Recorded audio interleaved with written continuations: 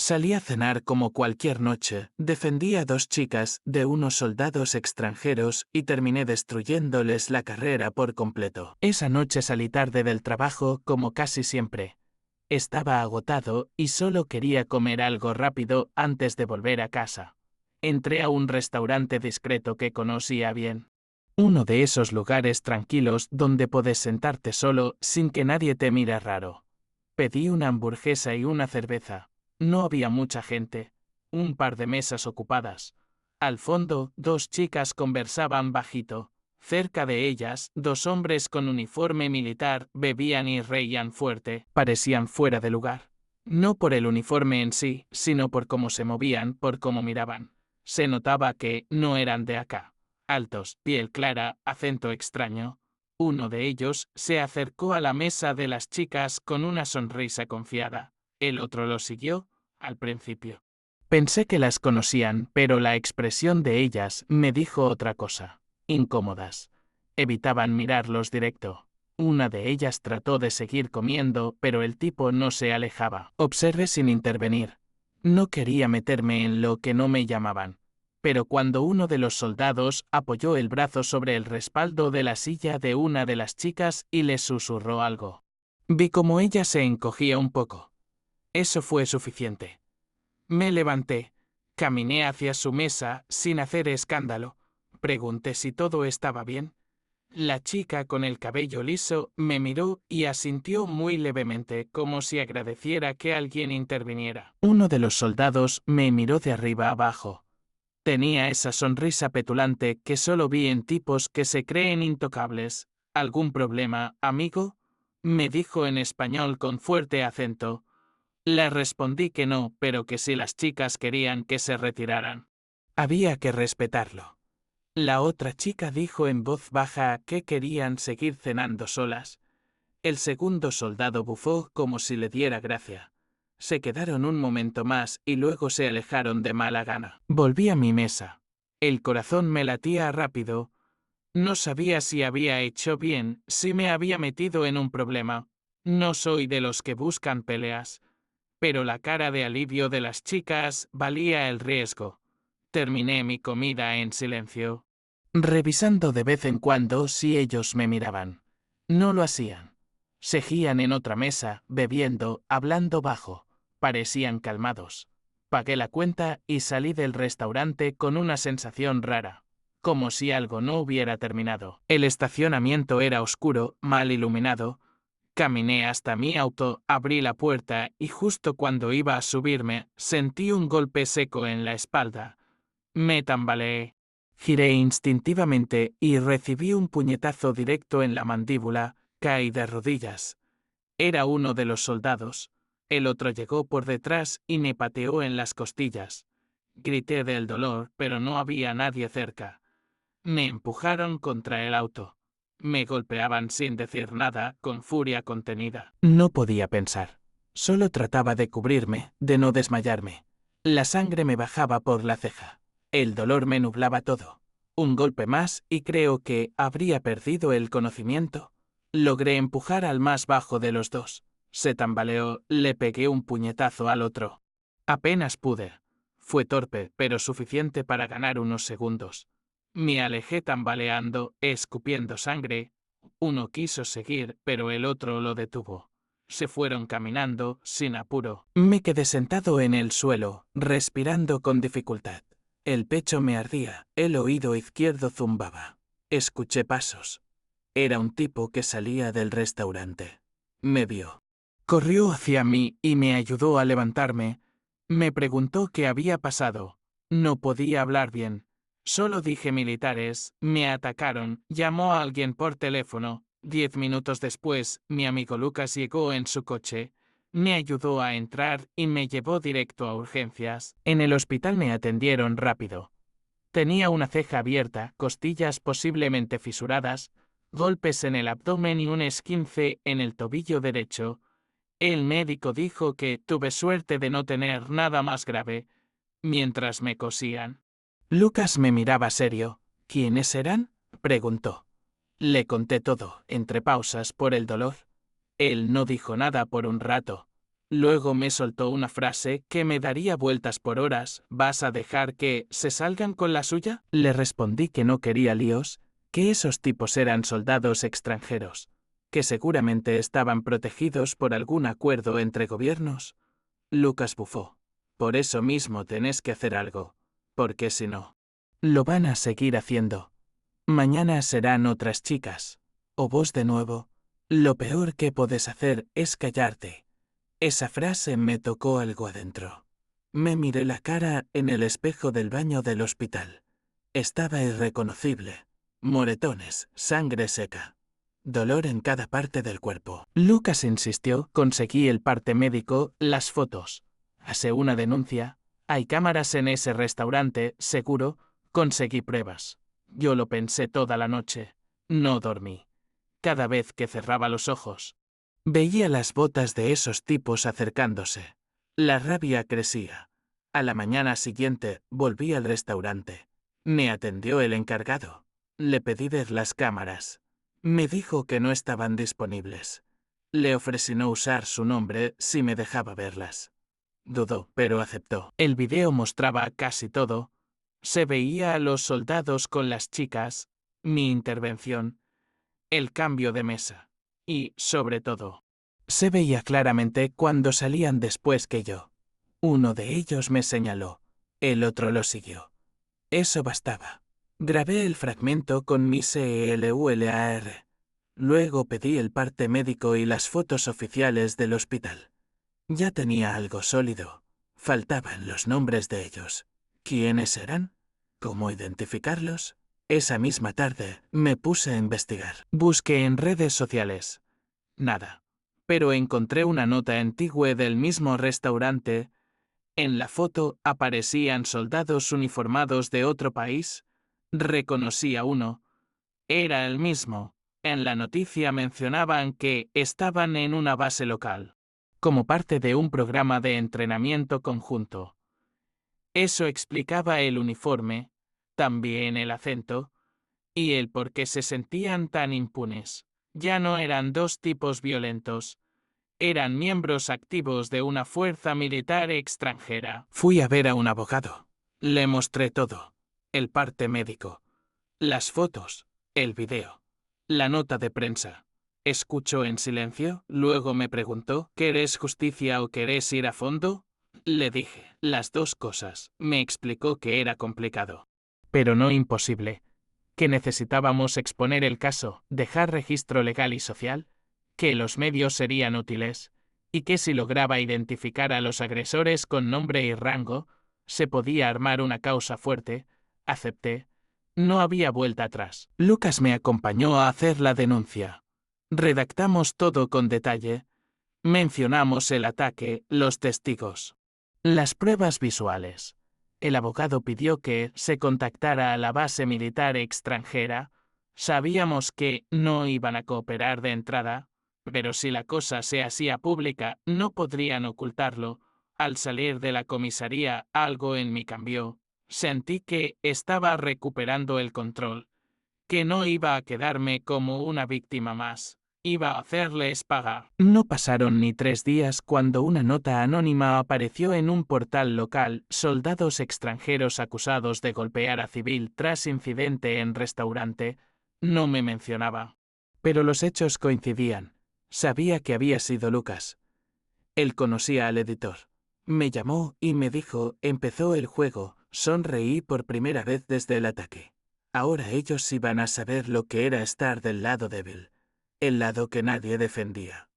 El que ellos pensaron que podían pisotear. Yo no tenía rango, no tenía armas, no tenía insignias ni protección diplomática. Pero tenía pruebas, tenía testigos, y tenía algo más fuerte, tenía razón. Me prometí no dejar que el miedo me frenara, no esta vez, aunque no obtuviera un peso, aunque el caso no llegara a juicio. Al menos iba a hacer ruido. Lo suficiente para que ellos supieran que no podían actuar como bestias y salir limpios. Lo suficiente para que alguien más pensara 2 veces antes de atacar a otro civil. Las redes empezaron a hablar. Comentarios anónimos aparecían bajo la nota. Algunos decían conocer a los soldados, otros los defendían, asegurando que eran profesionales y que jamás harían eso sin motivo, pero la mayoría se indignó. Golpear a un civil por defender a unas chicas. Inaceptable. Me contactaron de un medio pequeño para pedirme entrevista. Rechacé. Todavía no. Quería que el caso hablara solo. Primero las pruebas, luego la voz. 2 días después de la publicación, me llamaron del ministerio. Habían recibido una solicitud formal desde la base militar extranjera. Querían esclarecer los hechos. Acompañado de mi abogado, fui a declarar oficialmente. Entregamos copias del video, el parte médico y una cronología completa. Preguntaron si pensaba continuar. Dije que sí, que no se trataba de odio, sino de justicia. No busco venganza barata. Busco consecuencias. La noticia se filtró a otras redacciones. Ya no era solo un caso local. Varios medios empezaron a cubrir el tema. El ejército extranjero emitió un comunicado frío, casi robótico. SU ha iniciado una investigación interna. No se tolerará ninguna conducta que ponga en riesgo la relación entre nuestras naciones, pero por dentro sabíamos que eso era puro maquillaje. Solo actuarían si el escándalo se hacía lo suficientemente ruidoso. Mi rutina empezó a cambiar.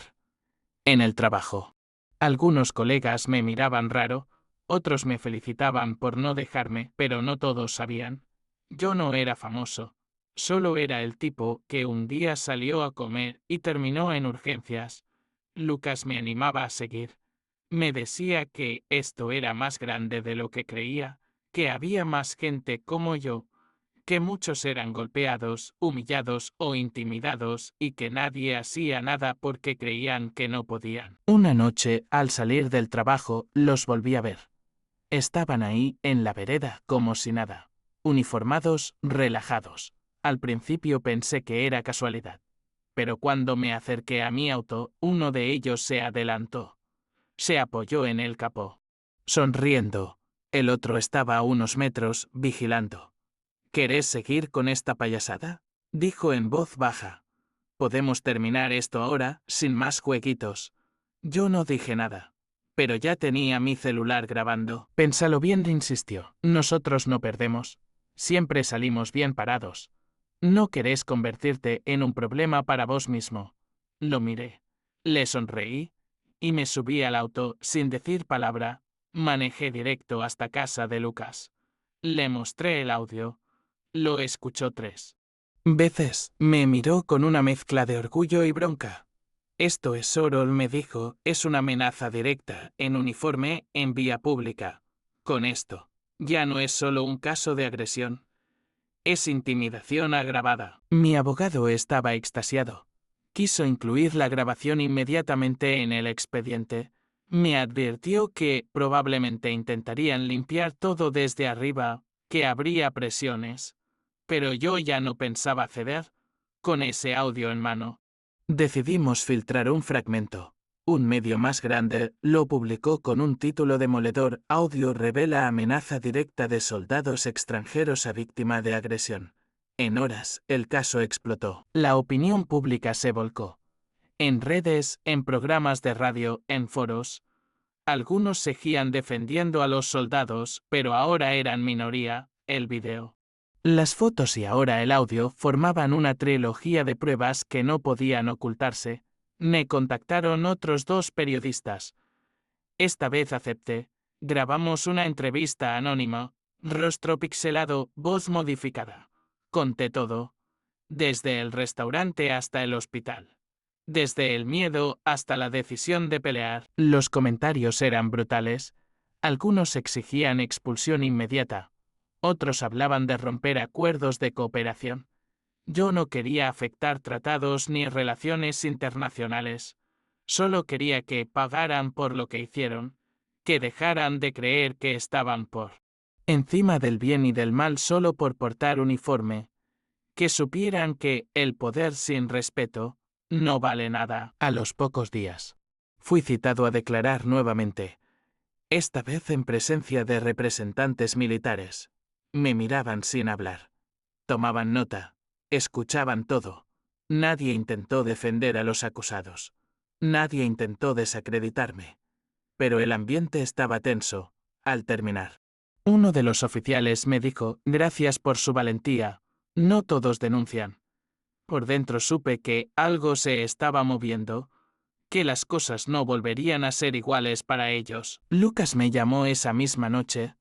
Me dijo que uno de los soldados había cerrado sus redes sociales. El otro fue trasladado temporalmente a otra sede. Sus nombres ya circulaban en foros, en páginas especializadas, en documentos filtrados. No eran secretos. El castillo empezaba a derrumbarse. Yo seguía caminando con precaución, pero ya no con miedo. Empezaba a disfrutar cada paso de esta venganza silenciosa. Una mañana, al llegar a la oficina, encontré una carta anónima bajo la puerta. Sabemos dónde trabajas. Cuídate. Eso no me asustó. Me hizo reír. Escaneamos la nota, la agregamos al expediente. Más pruebas. Más presión. Esta vez. La amenaza no vino en persona. Fue más cobarde. Más desesperada. Lo interpreté como una señal. Estaban perdiendo el control. Ya no tenían cómo silenciarme. Ya no podían cubrir todo. La fiscalía pidió una medida cautelar. Protección temporal. Patrullaje cerca de mi domicilio. No la solicité, pero la acepté. No por miedo, sino por estrategia. Cada movimiento legal los hundía más. Cada prueba, cada paso judicial los alejaba del escudo institucional que creían tener. Ya no era un asunto privado. Era un proceso público, visible y con presión social de por medio. Lo que habían hecho tenía consecuencias. El día que se presentó el expediente completo, el juez nos recibió con respeto. Leyó en voz alta los cargos iniciales: agresión física, amenaza agravada, intimidación pública, abuso de poder y conducta inapropiada durante misión internacional. El abogado de ellos pidió prórroga. Silencio en la sala. Se les negó. El juicio comenzaría en 3 semanas. Lo miré a Lucas. Sonrió. ¿Lo habíamos logrado? Habíamos hecho temblar el sistema. Durante ese tiempo, seguí trabajando, hablando con la prensa, coordinando detalles con mi abogado.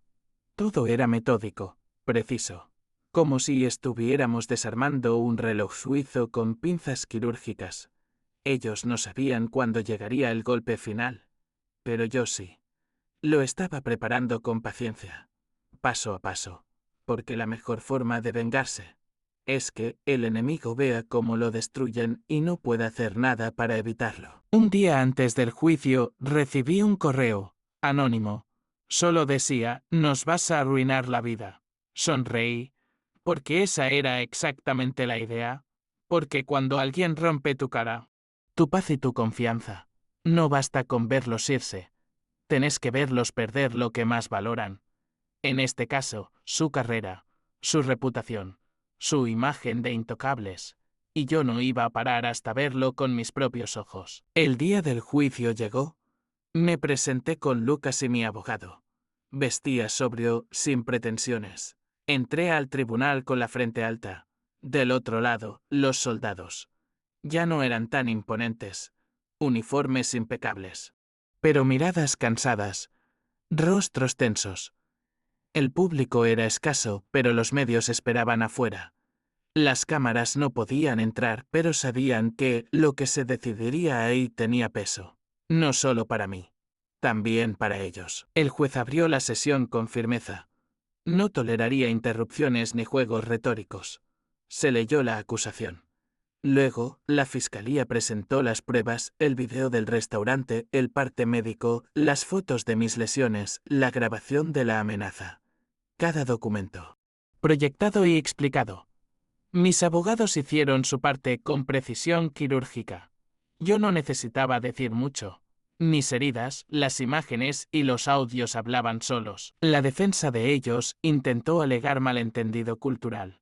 Dijeron que creyeron que yo era una amenaza, que actuaron por instinto. El juez levantó una ceja. Preguntó si atacar a alguien por la espalda y patearlo en el suelo era parte del protocolo. Silencio. Luego, Intentaron desestimar la amenaza grabada. Estaban tensos, dijeron. No era una amenaza real. El juez escuchó el audio de nuevo. No dijo nada. Solo anotó algo. Luego llegó mi turno de hablar. Fui breve. Expliqué que no quería venganza física, que no buscaba cárcel, que lo único que pedía era una sanción justa, que nadie debería poder pisotear a otros sin consecuencias, sin importar el uniforme que llevé. El juez asintió. Agradeció mi serenidad. Dijo que lamentaba lo ocurrido, que el tribunal no toleraría ningún acto de intimidación bajo bandera diplomática. Su tono era frío, pero su mirada era fuego. Al terminar la audiencia, salí del tribunal con Lucas. La prensa estaba esperando. Esta vez hablé. Conté mi historia en cámara, sin miedo, sin filtro. Las notas salieron en televisión, portales y redes. Se viralizó en cuestión de horas. Civil golpeado por soldados exige justicia y la consigue. Los comentarios explotaron. Ni llegaron mensajes de personas de otros países felicitándome por no quedarme callado, por enfrentar el abuso. La sentencia se daría en 3 días. Mientras tanto, uno de los soldados fue suspendido preventivamente. El otro desapareció de redes. Las consecuencias comenzaban. Recibí un mensaje privado de una persona que decía haber servido con ellos. Nunca me creyeron cuando dije que eran violentos, escribió. Gracias por hacer lo que yo no pude. Lo leí 3 veces. Me dio más satisfacción que cualquier nota de prensa. Al tercer día, volvimos al tribunal. La sala estaba más llena esta vez. Rostros serios, autoridades, abogados de defensa internacional. El juez leyó el fallo con voz clara. Declaró culpables a ambos soldados de agresión física agravada e intimidación. Ordenó una indemnización económica significativa y su retiro inmediato del país. No cárcel. Pero sí el final de su participación en el programa. La cara de ellos valió cada golpe que recibí. El juez también solicitó que el país de origen impusiera sanciones adicionales, aunque no era obligatorio. Recomendó medidas ejemplares. Esa última parte no estaba en el protocolo. Fue su forma de decir, esto no se repite. Lucas me dio una palmada en la espalda. Yo apenas sonreí. Por dentro, sentía una mezcla de alivio, orgullo y justicia. La verdadera. Esa que no siempre llega. Pero que esta vez yo mismo fui a buscar. Los medios me buscaron de nuevo. Esta vez sin voz modificada. Aparecí en cámara, entero, sin miedo. Conté cómo empezó todo. Cómo un simple gesto de defensa terminó en violencia y luego en una guerra silenciosa de pruebas. Paciencia y ley. La historia se convirtió en símbolo. Ya no era solo mi caso. Era el caso de todos los que alguna vez fueron pisoteados por gente con poder. Y decidieron no callarse más. Pasaron unos días.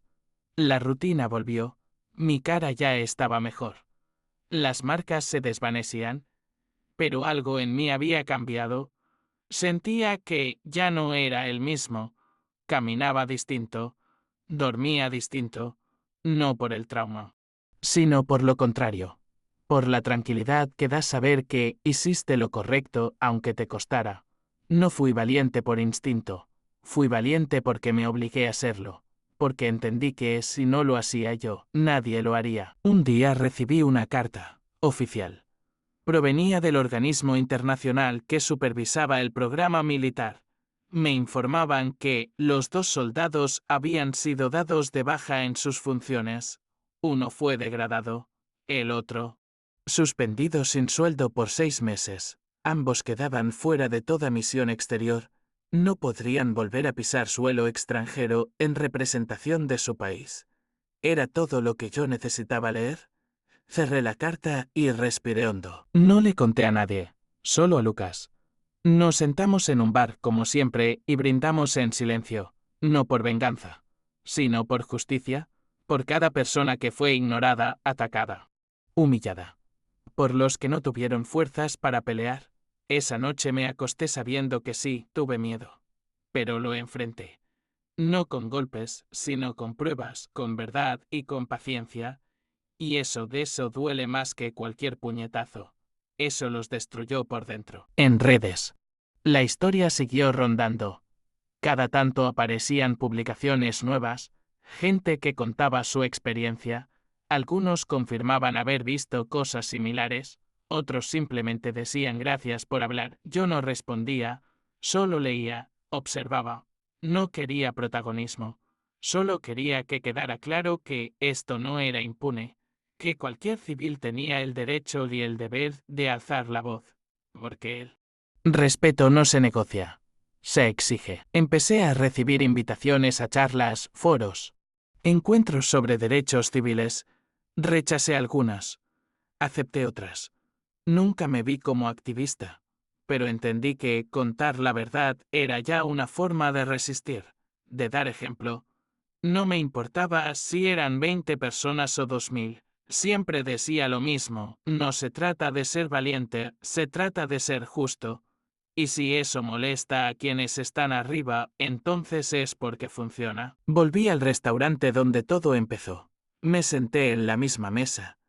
El mesero me reconoció. Me saludó con respeto. No mencionó nada, pero su mirada decía todo. Miré alrededor. No había soldados. Solo gente comiendo, riendo. Viviendo. Me quedé un rato largo. No por nostalgia, sino para cerrar el círculo, para recordar que todo cambió en ese lugar. Y que si no me hubiera levantado, si no hubiera dicho basta, seguirían impunes. La ciudad volvió a su ritmo. El caso se fue apagando, como todo. Pero en mí quedó grabado, como una cicatriz invisible, no de dolor, de victoria, de dignidad. Aprendí que el silencio protege al agresor, y que el miedo no se combate solo con coraje, se combate con información, con apoyo, con estrategia. Yo no gané porque grité más fuerte, gané porque actué, porque documenté, porque no me rendí. Y esa es una lección que nunca olvidaré. La última noticia que leí sobre ellos fue corta. Un medio extranjero informaba que uno de los soldados había sido reasignado a tareas administrativas. El otro estaba en revisión disciplinaria. Ninguno volvió a mis tierras. Ninguno recibió medallas. Ninguno pudo borrar lo ocurrido. Y yo volví a caminar tranquilo, con la frente en alto. No necesitaba más. Mi victoria no fue venganza. Fue justicia en su forma más pura. La sentencia civil llegó un mes después. El tribunal determinó una indemnización económica por daños físicos y emocionales. No era millonaria, pero sí significativa, cubría mis gastos médicos, días laborales perdidos, honorarios legales y un monto extra por daño moral. Cuando recibí la notificación oficial, no sonreí. Solo cerré los ojos. Era oficial. Había ganado. En todos los sentidos. Legal, moral, social. Y ellos lo habían perdido todo. El dinero llegó a mi cuenta en 2 transferencias, una desde una cuenta del programa militar, otra desde un fondo diplomático. Mis abogados confirmaron que esto no era común. Era una forma de cerrar el caso sin más ruido, de evitar una apelación, de enterrarlo rápido. Pero el daño ya estaba hecho. Ellos sabían que su carrera, su reputación y su imagen ya estaban arruinadas. Yo no necesitaba hacer más, solo vivir. Usé parte del dinero para mudarme a un mejor departamento, no lujoso, pero más tranquilo, con buena luz, cerca del parque. Doné otro tanto a una fundación que ayuda a víctimas de violencia. No lo hice por imagen. Lo hice porque sabía lo que se siente estar solo, sangrando, con miedo, sin saber si alguien va a ayudarte. Y si mi historia servía de algo que fuera para que otros no pasen lo mismo. Lucas me acompañó a firmar el cierre legal del caso. Al salir, nos fuimos a tomar un café. ¿Valió la pena?, me preguntó. No respondí de inmediato. Pensé en las noches sin dormir, en el dolor, en el miedo. Pero también en la dignidad, en las pruebas. En el cambio. Sí, dije, valió cada segundo. Porque hay algo que nadie puede devolverte si lo perdés, el respeto por vos mismo. Y yo no lo perdí. Lo defendí. Hasta el final. Volví a ver a las chicas del restaurante meses después. Fue por casualidad. En una feria callejera. Me reconocieron. Me abrazaron. Me agradecieron por haber intervenido aquella noche. Me contaron que también declararon como testigos, que se sintieron seguras por primera vez en mucho tiempo. Una de ellas me dijo, nunca nadie nos defendió así, sin pedir nada a cambio. Me fui de ahí con el pecho apretado. No por tristeza, por orgullo. Pasó el tiempo. Ya nadie hablaba del caso. Como siempre, las noticias se desgastan. Pero yo seguí con mi vida, tranquilo, consciente de que lo que hice marcó algo, no solo en mí, también en ellos, porque aunque intentaran volver a sus países y rehacer sus vidas, siempre cargarían con el informe, con el expediente, con la vergüenza.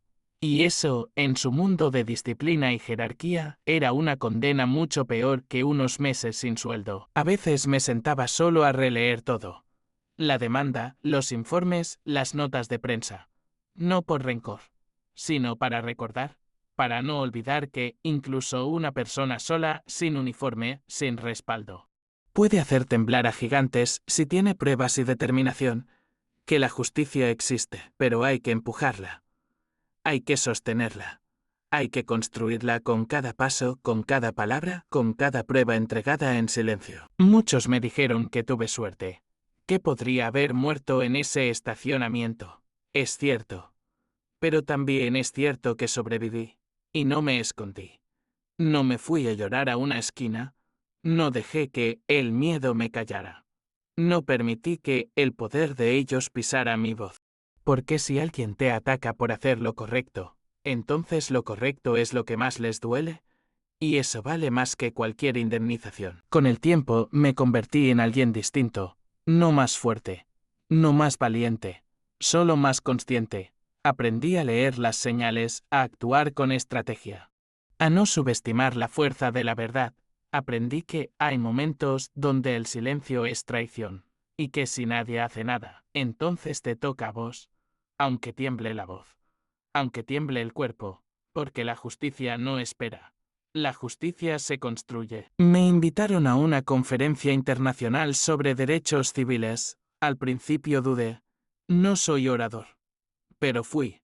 Subí al escenario, conté la historia sin drama, sin adorno, solo con verdad. Al terminar, la gente aplaudió de pie, no por mí, sino por lo que representaba. Porque en un mundo donde muchos callan, alguien habló. Y eso, aunque parezca poco, cambia cosas. Siembra semillas. Abre caminos. Nunca volví a tener contacto con los soldados. No me interesa. No quiero saber si se arrepintieron. No quiero disculpas.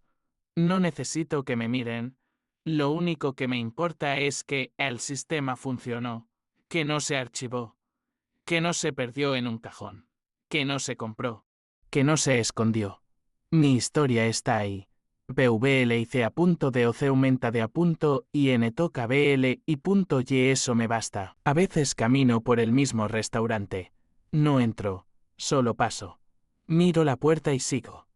Es mi forma de decirle al pasado, te veo, pero no te arrastro, te recuerdo. Pero no te revivo, porque gané, porque hice lo que debía, porque aunque no llevaba un arma ni un uniforme, fui más fuerte, más firme, más justo. Y eso, en este mundo, no es poca cosa. El dinero se fue usando con el tiempo. Arreglé cosas en casa, ayudé a un familiar, invertí en un pequeño proyecto. No me volví rico. Pero no era el objetivo. El verdadero premio fue otro, el respeto que recuperé por mí. La certeza de que, aun cuando todo parecía estar en su contra, un civil cualquiera puede ganar. Y no solo ganar, puede cambiar algo. Lucas y yo seguimos siendo amigos. A veces recordamos el caso. Nos reímos de algunos detalles. Otras veces nos quedamos en silencio. Porque hay cosas que pesan más de lo que uno cree, pero también porque hay momentos donde sabes que hiciste lo correcto, y eso te acompaña siempre, como una llama tranquila, como una verdad que nadie te puede quitar. Cierro esta historia con una frase que me acompaña desde entonces: no siempre puedes evitar la injusticia, pero siempre puedes decidir si le vas a dar la espalda o si le vas a plantar cara. Yo decidí enfrentarla, con miedo, con dudas, con dolor, pero también con dignidad. Y al final gané. No por ser más fuerte, sino por no rendirme, por no callarme, por hacer lo que debía, aunque me costara todo.